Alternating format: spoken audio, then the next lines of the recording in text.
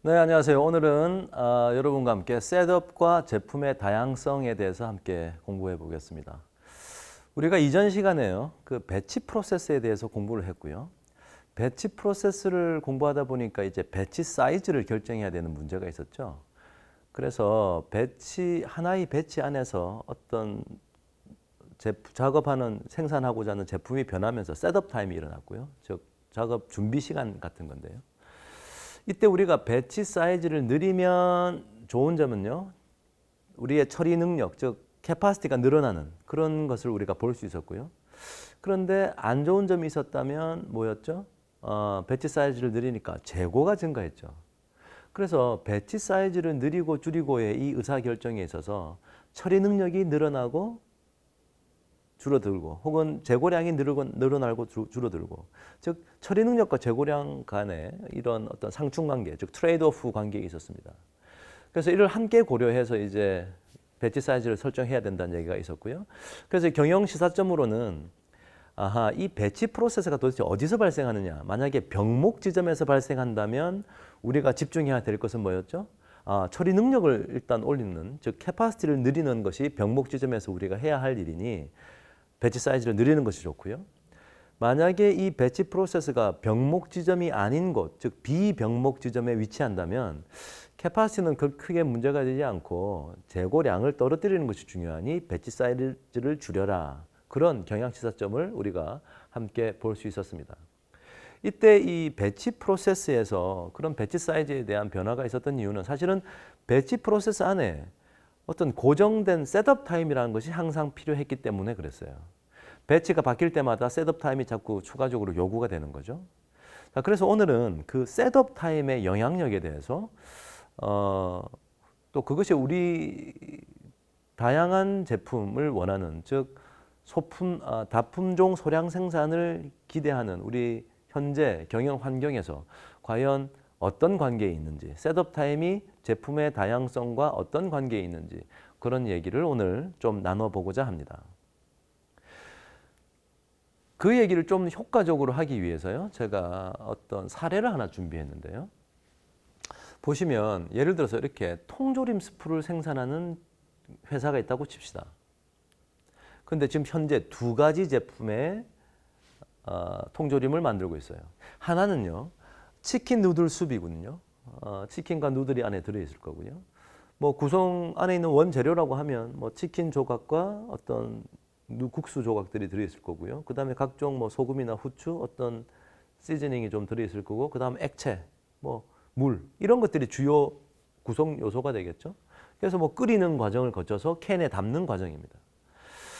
옆에 있는 토마토 수프는요, 토마토를 수프로 만든 거니까 원재료는 각종 시즈닝과 물, 거기다가 치킨과 국수 대신에 토마토가 들어있다는 차이밖에 없군요. 그리고 그런 수프를 끓여서 통조림에 넣는, 그리고 이 표지를 부착하는, 사실은 아주 유사한 공정을 가지고 있어요. 원재료만 조금 다를 뿐이죠. 그래서 어느 한 회사가 동일한 설비를 가지고, 즉 제조 공정을 가지고 이 두 제품을 교대로 생산하고 있다고 한번 생각해 봅시다. 그때 우리가 각각 제품에 대한 수요와 관련된 생산에 대한 조건들을 한번 제가 예시로 한번 만들어 봤는데요. 자, 이쪽 보시면 치킨 누들숲과 토마토 누들숲이고요. 토마토 통조림이죠. 토마토 숲이고요. 먼저 수요는요, 치킨 누들숲 같은 경우에는 1시간에 100갤런 정도가 소요됩니다. 그 다음에 토마토 숲은요, 1시간에 75갤런 정도가 소요되고 있어요. 갤런이라는 것은 어떤 액체의 양을 따지는 단위라고 그냥 간단하게 생각하시면 되고요. 저것이 뭐 리터가 되건 갤런이 되건 별 중요한 이슈는 아닙니다. 그리고 지금 하나의 공정으로 이 두 다른 제품을 교대로 지금 생산해야 되는데요. 교대로 생산할 때마다 셋업 타임이 필요로 하게 되죠. 우리가 그 전 수업에서 공부했던 킥스쿠터를 만들던 과정과 똑같습니다. 사실 그때 밀링 머신이 있었고요. 하나의 킥스쿠터를 생산하기 위해서는 그때 스틸 서포트도 만들 수 있고 립이라고 하는 바퀴살도 만들 수 있었죠. 그래서 똑같은 동일한 기계를 가지고 스틸 서포트를 만들기 위해서 셋업 타임을 보내야 되고 어느 정도 만들다가 이제 스탑하고 립을 즉 바퀴살을 만들 때 또 셋업 타임을 보내야 되고 똑같은 상황이에요.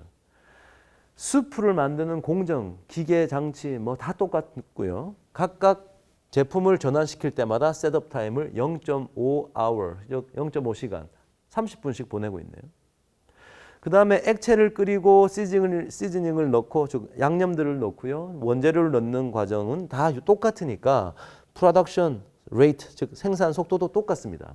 그래서 치킨 수프도 시간당 300갤런, 토마토 수프도 시간당 300갤런 똑같은 조건으로 이렇게 제품을 만들어 나가게 되겠죠.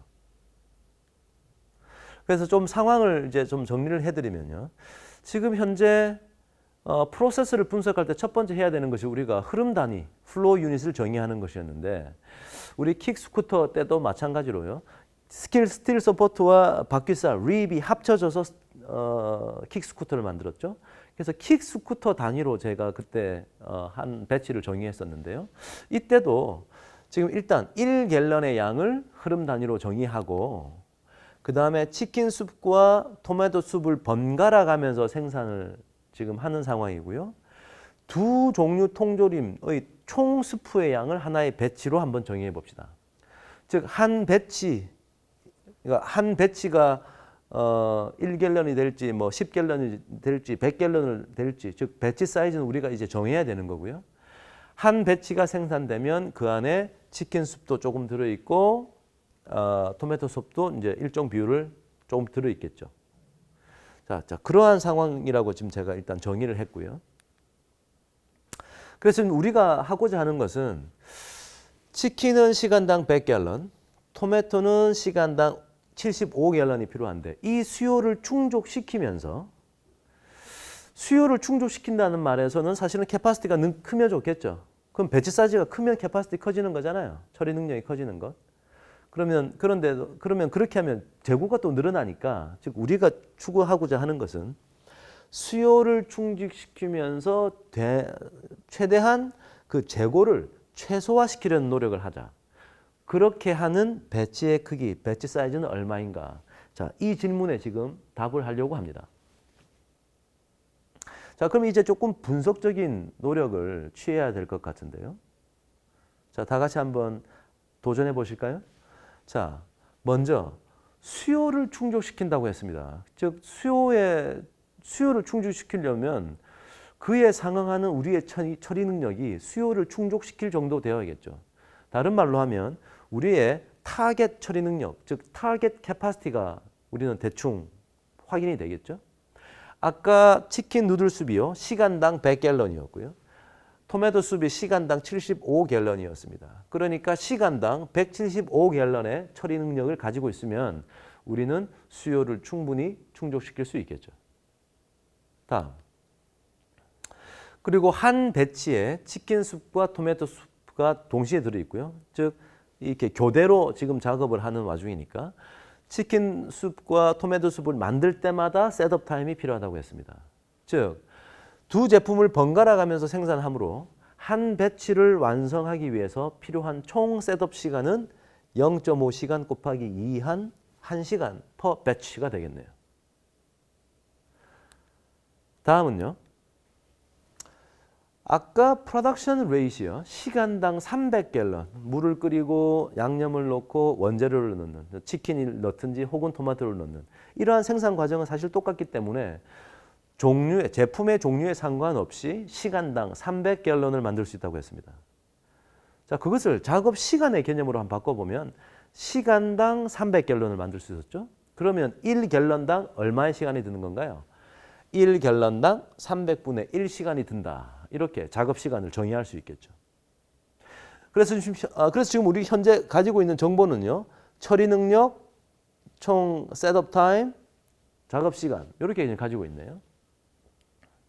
자, 그런데 지난 시간에 우리가 공부했던 그 최적의 배치의 크기를 결정하는 그런 수학식이 있었죠.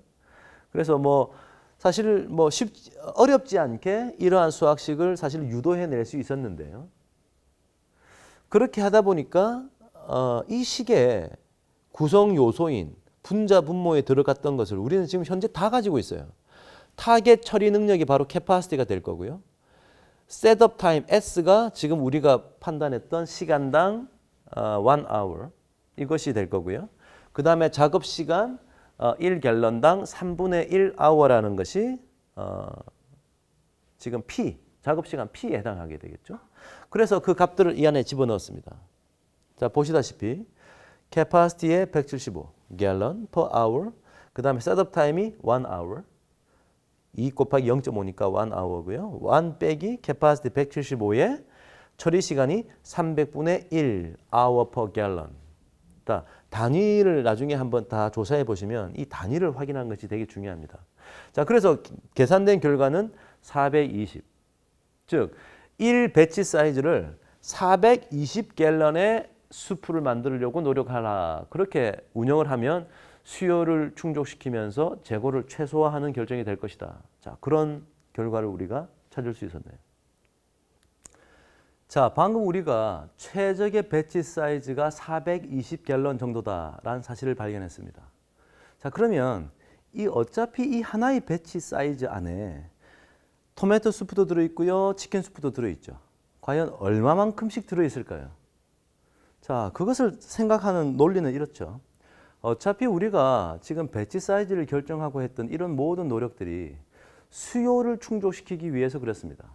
자, 그러면 수요가 몇 대 몇의 비율로 발생하고 있었나요? 즉, 수요에 비례해서 아마 두 제품이 각 배치 사이즈에서 어느 정도 양을 차지하고 있을 텐데요. 자, 치킨부터 한번 볼까요? 자, 치킨 수프는요, 시간당 100갤런을 우리가 소모하고 있었고요. 토마토 수프는 75갤런 소모하고 있었어요. 자, 한 배치 안에는 420갤런이 들어 있습니다. 그 다음에 총 수요는 175예요. 그 중에 100갤런이 치킨 수프입니다. 그러면 아마 이 비율대로 이 420이라는 하나의 배치 안에 들어있겠죠. 자, 그래서 420 곱하기 175분의 100을 했더니 아하, 420갤런이라고 하는 1배치 안에는 240갤런의 치킨 수프가 들어있었군요. 그렇죠? 자, 그럼 이제 치킨 수프가 1배치를 생산하는 동안 치킨 수프가 쌓여갑니다. 쌓여가는데 1배치 안에는 240갤런이 들어있고요. 그럼 재고의 변화가 어떻게 될까요? 치킨 수프의 재고가 어떻게 변하는지에 대한 메커니즘을 지금 한번 밝혀보도록 하죠. 우리가 재고량이 많다 적다라고 할 때는 지금 생각해 보면요, 재고량은 늘어났다가 줄어들었다가 늘어났다가 줄어들었다고 하는 거예요. 즉, 치킨 수프를 만들 때는 재고가 점점 늘어나다가 우리가 토마토로 탁 제품의 생산을 변화시키는 변경하는 순간 치킨 수프의 재고 증가는 더 이상 일어나지 않죠. 거기서 이제 감소하기 시작합니다. 그러다가 다시 치킨 수프를 만들기 시작할 때 치킨 수프의 증가가 재고로 이렇게 쌓여 나가겠죠. 자, 과연 재고는 어떤 속도로 지금 재고로 이렇게 쌓여갈까요? 치킨 수프가. 자, 생각해 보면요, 재고가 왔다 갔다 변하는 거기 때문에 재고가 많다 적다라는 얘기를 할 때는 우리가 평균 재고의 개념을 쓰죠. 평균 재고의 개념이라는 것은 올라갔다 내려갔다 올라갔다 내려갔다 하고 하는 이 삼각형의 연속적인 반복이 있을 때 그 최고의 가장 높이 올라갔을 때 재고량의 절반만큼이 아마 평균 재고일 텐데요. 자, 그러면 최고 수준에 올랐던 그 재고 수준을 알 필요가 있겠네요. 그래서 최대 재고량을 한번 파악해 봅시다. 자, 어떤 논리로 파악을 할 수 있을까요? 자, 다음과 같습니다. 자, 일단 최대 재고는 다음과 같은 수식으로 판단이 되는데요. 자, 이것은 뭐 외워야 하는 공식이 아니라요, 충분히 이해가 되는 공식인데 같이 한번 해보시죠. 자, 먼저 한 시간에 몇 갤런씩 우리가 수프를 하는 것을 만들어내나요? 한 시간에 300갤런씩 만들어냅니다. 치킨 수프도 그 속도로 만들어내는 거예요. 그런데 그와 동시에 우리가 치킨 수프를 만들고 있는 와중에서도 계속 시간당 100갤런씩 치킨 수프는 수요가 일어났죠. 자, 그러면 치킨 수프가 재고로 쌓여가는 이 속도는 어떻게 될까요? 시간당 200갤런씩 쌓여갈 겁니다. 300갤런은 시간당 만들고 100갤런은 시간당 소모가 되니까 200갤런씩 재고가 쌓여가겠죠. 그래서 생산율 빼기 수요율이라는 것이 시간당 200갤런의 속도로 쌓여간다. 이렇게 볼 수 있겠죠. 자, 그러면 어디에서 멈출까요? 최고로 올라갔을 때가 언제일까요? 자, 우리는 1배치를 생산할 때 240갤런만 생산합니다. 우리가 액체 수프를 만들 때는요, 시간당 300갤런을 만들 수 있는데 우리가 만들어야 할 것은 240갤런밖에 안 돼요. 그러면 치킨 수프를 얼마나 오랜 기간 동안 만들었다는 얘기일까요? 아하, 300분의 240시간 동안 만들었겠죠. 그러한 이해가 된다면 300 빼기 100, 200이라는 시간당 200갤런의 속도로 재고가 쌓여가고요. 언제 동안? 요 기간 동안 만드니까 최대 꼭지점에 다다랐을 때는 치킨 수프의 최대 재고량은 160갤런이 되겠군요. 이해가 되시나요? 똑같은 작업을 토마토 수프에서도 해보죠. 먼저 1배치 내에 토마토 수프는 얼마나 들어있을까요? 자, 1배치는 420갤런이 들어있고요. 그 안에 일정 포션이, 일정 비율이 토마토 수프입니다. 총 175갤런이라는 수요량에서 토마토 수프가 75갤런을 차지하니까 420갤런이라는 1배치 안에 175분의 75의 비율만큼만이 토마토 수프겠죠. 그래서 계산해 봤더니 아하, 1배치 420갤런 안에는 180갤런만큼이 토마토 수프를 차지하고 있을 겁니다. 그러면 위에서 했던 것과 똑같은 논리로 토마토 수프의 재고는 어떻게 변할까요? 자, 똑같은 논리를 한번 사용해 볼 텐데요. 시간당 300갤런씩 우리는 토마토 수프를 만듭니다. 그런데 시간당 75갤런씩 빠져나가요. 소모가 되는 거죠.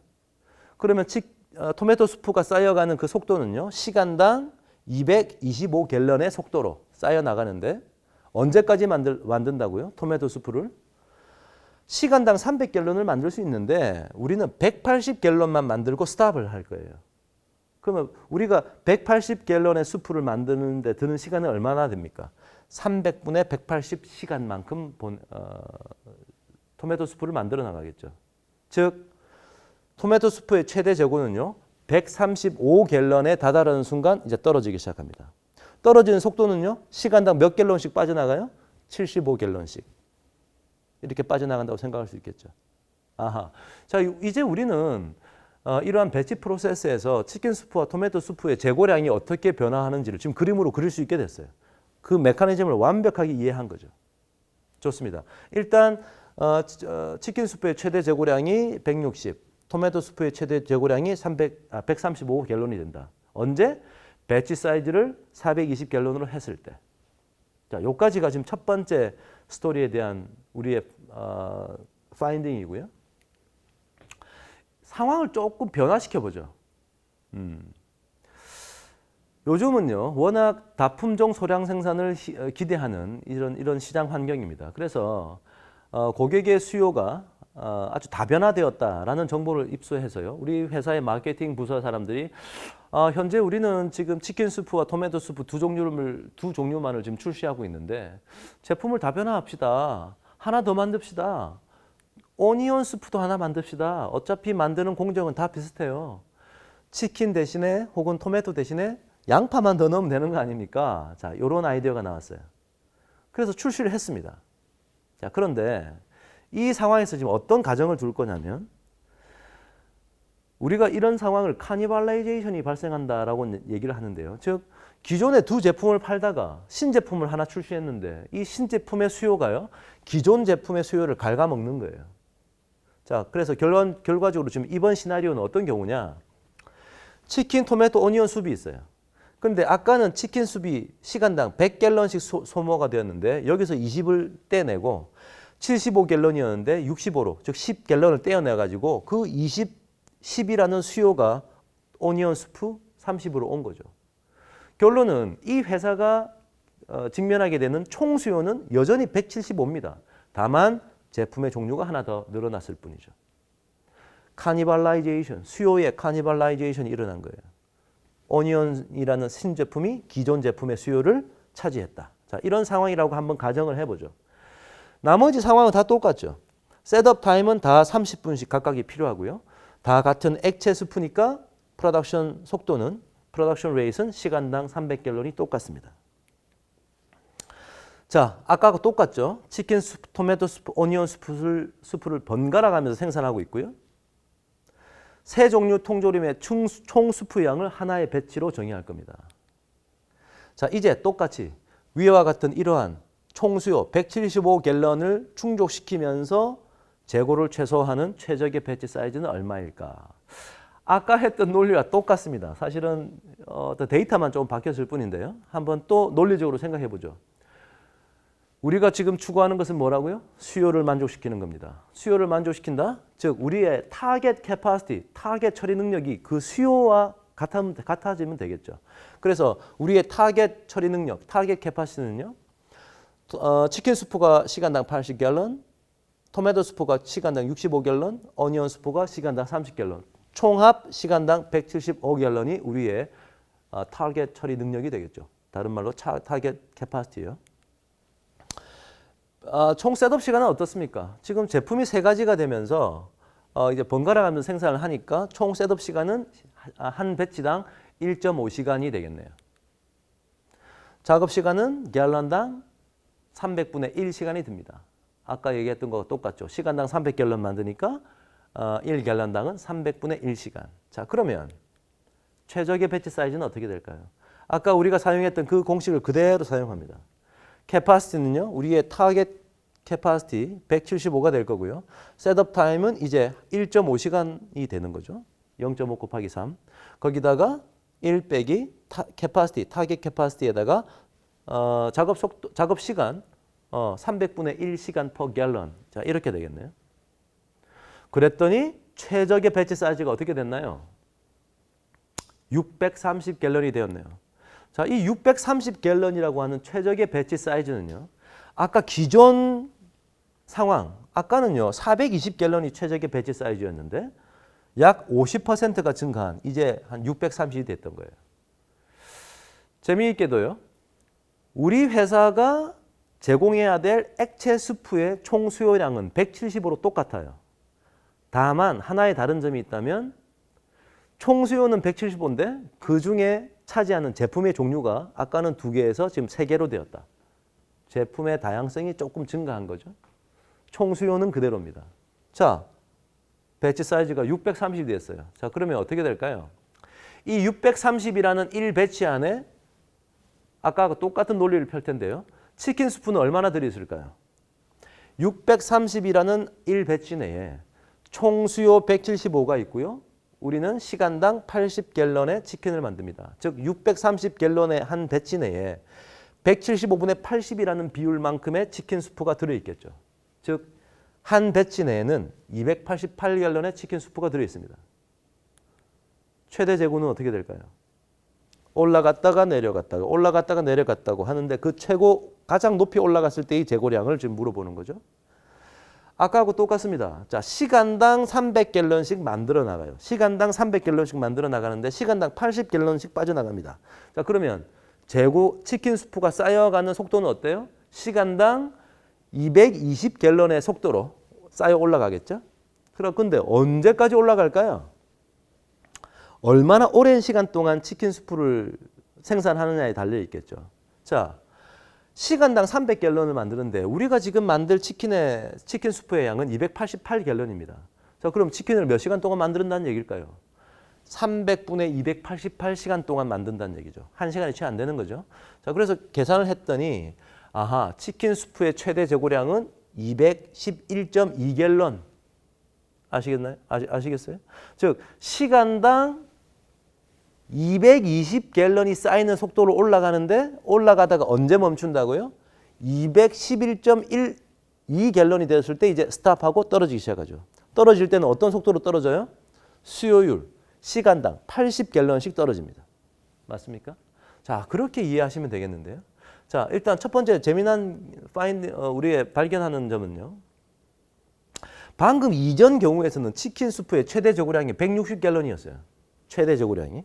지금은 211.2갤런. 아, 최대 재고량이 늘었네요. 맞습니까? 똑같은 논리로 토마토와 오니온도 각각 계산할 수 있겠죠. 자, 토마토는요. 똑같은 논리로 1갤런에 630 들어있고 총 수요량은 175인데 토마토 수프의 수요량은 65. 즉 175분의 65라는 비율만큼 한 배치 내에서 차지하고 있을 거고요. 결과적으로 우리는 한 배치 안에 토마토를 234갤런 생산합니다. 그러면 토마토 수프의 최대 재고량은 어떻게 될까요? 시간당 300갤런 만들고요. 시간당 62갤런씩 빠져나가고요. 그 얘기는 재고의 증가 속도는요. 300 빼기 65만큼, 즉 235갤런의 속도로 시간당 235갤런씩 쌓여가는 거예요. 그런데 언제까지 그런 토마토 수프를 생산한다고요? 234갤런을 생산하는 순간 멈춰요. 그 시간이 어떻게 될까요? 300분의 234시간이 되겠죠. 그래서 계산했더니 토마토 수프의 최대 재고량은 183.3갤런입니다. 그러다가 떨어져요. 어떤 속도로 떨어질까요? 시간당 65갤런씩 떨어지겠죠. 자, 토마토의 최대 재고량이 183.3갤런이었는데요. 바로 그 전 상황에서 토마토의 최대 재고량이 어땠어요? 135였어요. 아하, 토마토 수프의 최대 재고량이 늘어났네요. 오니온도 마찬가지 방식으로 계산할 수 있을 것 같고요. 그러면 최대 재고량이 이게 새롭게 지금 출시하는 제품이니까 오니온 수프의 최대 재고량은 97.2갤런이라는 똑같은 논리로 여러분이 직접 한번 해보시죠. 자, 지금 현재까지 우리가 발견하는 것은요. 제품의 양이 하나 늘었다. 그래서 셋업 타임이 추가적으로 한 번 더 필요하다. 하지만 수요량의 액체 수프라는 총량은 변하지 않았다. 그런 상황이었어요. 자, 이번에는 좀 더 힘든 상황을 한번 표현해 볼게요. 새 제품을 생산하는데요.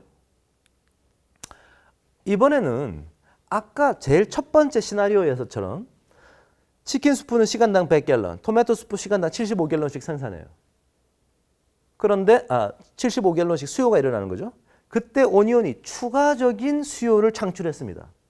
30갤런. 그럼 총 수요는 어떻게 돼요? 100 더하기 75 더하기 30, 즉 205갤런만큼의 수프 수요량이 있는 거네요. 셋업 타임 마찬가지고요. 프로덕션 레이트 마찬가지입니다. 자, 수요에 비례해서 생산할 때 각 배치당 제품의 생산량을 지금 우리가 좀 찾아야 되고요. 세 종류 통조림의 총 수프의 양을 하나의 배치로 지금 정의해서 우리가 한번 해볼 때 일단 배치 크기는 최적의 배치 크기는 어떻게 될까요? 자, 타겟 처리 능력부터 얘기해야겠죠? 치킨 수프 시간당 100갤런씩 소비되고요. 토마토 수프 시간당 75, 오니언 수프 시간당 30. 그래서 타겟 처리 능력이 총 수프 수요량 205가 됐습니다. 셋업 시간은 아까와 마찬가지로 총 한 배치당 1.5시간이 소모되고요. 작업 시간은 1갤런당 300분의 1시간. 이렇게 들게 되겠죠. 그때 최적의 배치 사이즈를 결정하는 수식에다가 205라는 캐파시티를 넣고요. 1.5라는 셋업 타임을 넣고요. 작업 시간 300분의 1시간을 넣었어요. 그랬더니 최적의 배치 사이즈가 971갤런이 됐군요. 방금 직전 3개의 제품을 생산하는데 총 수요량이 여전히 175일 때와 비교해 볼 때 그때는 630이 최적의 배치 사이즈인데 지금 971이 됐습니다. 또다시 약 50%가 증가했어요. 자, 그러면 아까하고 똑같은 분석을 한 번 더 해보죠. 971이라는 것이 하나의 배치 사이즈고요. 그 안에 치킨이 얼마나 들어있을까요? 총 수요 205분의 100이라는 비율로 들어있겠죠. 그래서 474갤런만큼이 1배치 사이즈 안에 들어있습니다.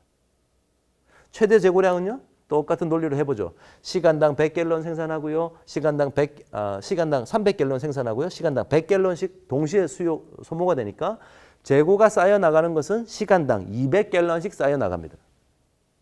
얼마나 오랫동안 치킨 수프를 생산한다고요? 시간당 300갤런 생산할 수 있는데요. 우리가 지금 치킨 수프를 474갤런 만들 때까지 계속해야 돼요. 얼마나 오랜 기간인가요? 300분의 474시간 동안 치킨 수프를 생산했겠죠. 자, 그러면 최고 꼭대기에 올라갔을 때 얼마? 316갤런의 최대 재고량을 가지게 됩니다. 자, 이 값은요, 방금 그 전에 봤던 수요의 카니발라이제이션이 생겼던 총 수요가 175고 제품은 세 가지일 때 그때 치킨 수프의 최대 재고량이 211 정도였는데 지금 316으로 또 엄청 늘었어요.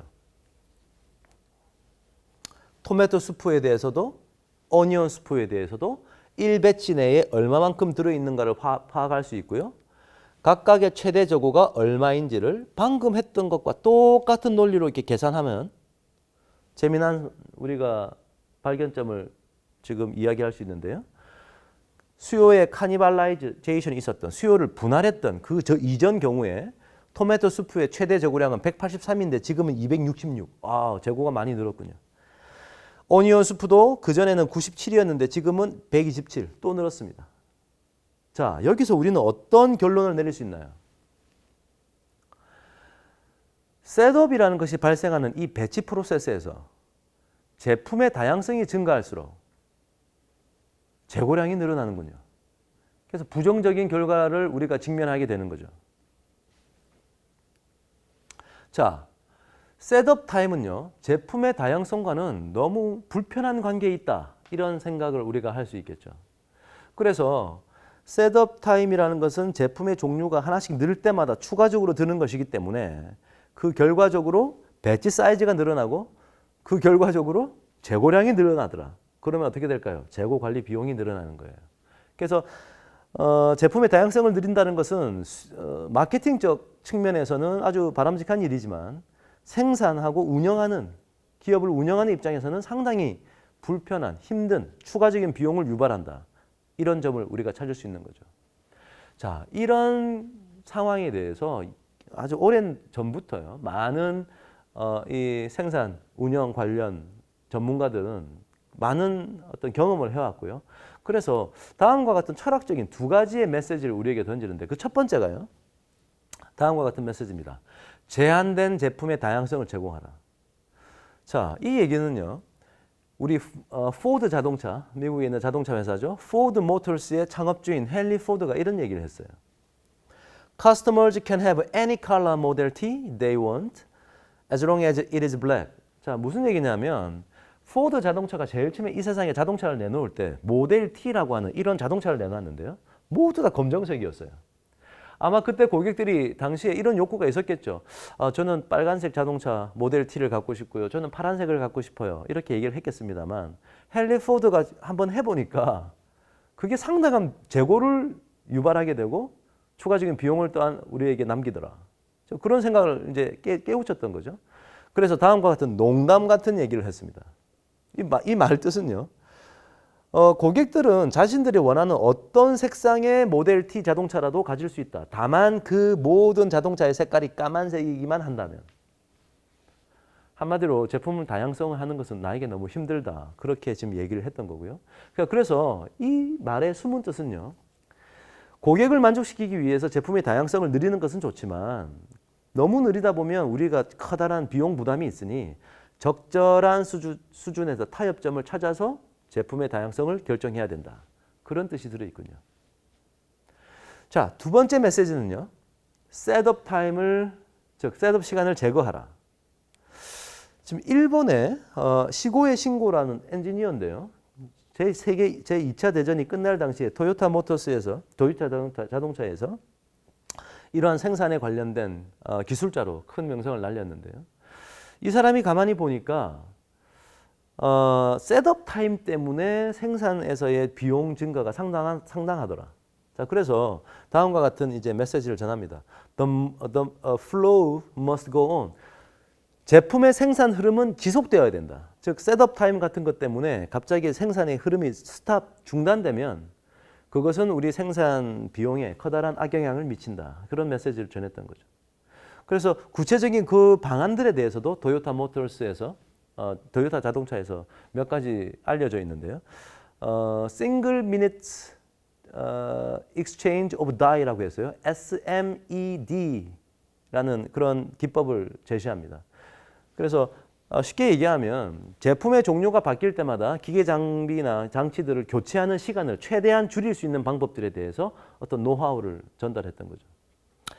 당시 세계 제2차 대전 후에 일본의 제품들이 전 세계를 석권하는 당시에 이제 서구의 많은 기술자들이 일본에 벤치마킹을 하러 가죠. 어떻게 일본은 이런 것이 가능할까? 그래서 조사를 하다 보니까 이러한 엔지니어들의 어떤 철학들이, 숨은 철학들이 있더라. 그래서 그런 것들을 저런 뭐 The Flow Must Go On이라든지 뭐 SMED라는 그런 기법들을 이제 서구에 소개하죠. 그래서 서양에서 이런 책들이 막 발간되면서 곽광을 받게 되고요. 서구에서 유명해진 이런 유명세가 다시 일본으로 넘어와서 이 시고의 신고라는 이 기술자를 아주 유명하게 만드는 그런 히스토리가 있습니다. 자, 오늘 여러분과 함께 공부했던 내용은요. 셋업 타임, 배치 프로세스에서 반드시 있어야 되는 이 셋업 타임이 과연 제품의 다양성과 어떤 관계에 있는가를 한번 조사해 봤고요. 그래서 결론적으로는 제품의 다양성이 증가하면요. 셋업 타임이 자꾸 늘어나게 되고요. 그렇게 됨으로 인해서 배치 사이즈가 증가하고 그러니까 재고가 증가하더라. 그래서 제품의 다양성과 셋업 타임은 서로 아주 불편한 관계더라. 그런 사실을 파악할 수 있었고요. 그래서 이와 관련한 어떤 기존 우리 기술자들의 지금 제안사항 첫 번째, 제품의 다양성은 어느 정도 수준에서 허락하라. 뭐 그런 메시지와 최대한 지속적으로 셋업 타임을 줄이려고 하는 노력을 멈추지 말라. 자, 그런 메시지가 있다라는 것을 오늘 수업 시간에 다루었습니다. 자, 이 정도를 이해하시면요. 생산과 즉 공급과 수요를 매치시키기 위해서 우리가 어떤 노력을 취하고 있는가 아마 깨우치는 바가 있었을 줄로 생각되고요. 다음 시간에 또 추가적인 얘기로 여러분과 함께 하겠습니다.